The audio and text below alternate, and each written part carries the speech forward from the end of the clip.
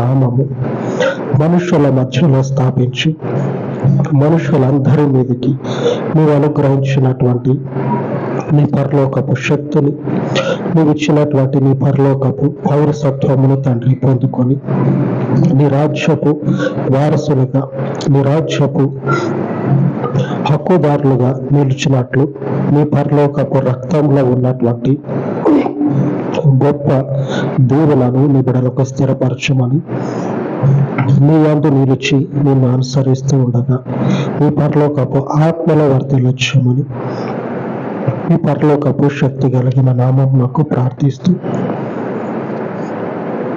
మహిమ కలిగిన మీ నామం నాకు తండ్రి యేసు నామమున ప్రార్థించి వేడుకొనుచు ఉన్నాను తండ్రి.